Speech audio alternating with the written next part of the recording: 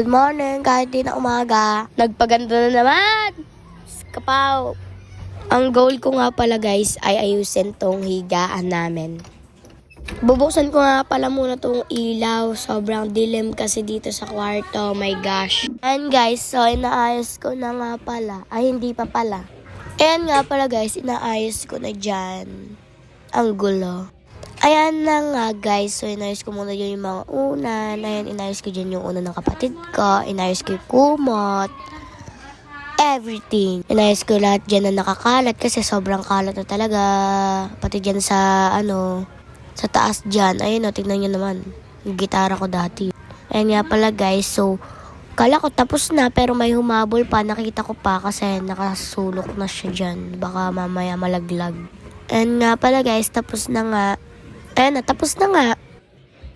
Ayan na nga, so nagpaganda pa sa atin mo dyan, pero nag-ayos din naman. Buhay ng gangsta, cheers. Tinitingnan ko pa nga muna pala dyan yung mga kagamitan ng aking ina. Tapos nakita ko yung hikaw ko, di ko pa pala nasusuot. Oh my gosh.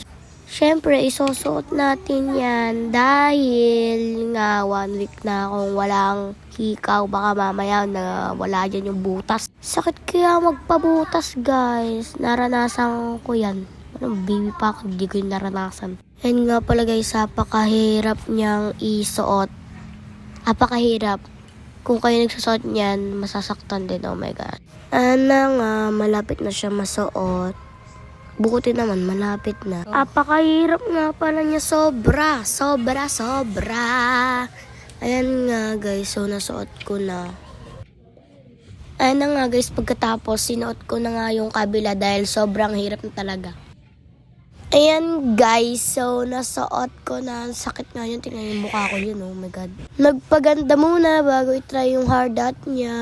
So magwa 1 week na din pala dyan yung hard hat ko. Hindi lang pala ako in-orderan, yung mga pinsan ko din. Mga pinsan. Yung pinsan ko tapos yung kapatid ko. Meron din yung hard hat na yan. Oh my God. Yan nga guys, so sinusuot ko na dyan. May pangalan nga din pala yan. May pangalan na nga. Ayun no, paganda siya ka ba? Naka-hard hat.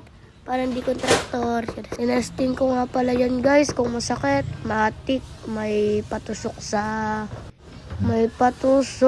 sa ilalim. Pabalik ko na nga tong hard hat na ta. Ayun na, magsusuklay nga pala muna ako dyan. And nagluto nga pala kami ng pansit canton para pang umagahan. Ayun na best. Ayan na nga pala guys. So kain ko na siya. Ang init nga pala dyan guys ng pansit canton.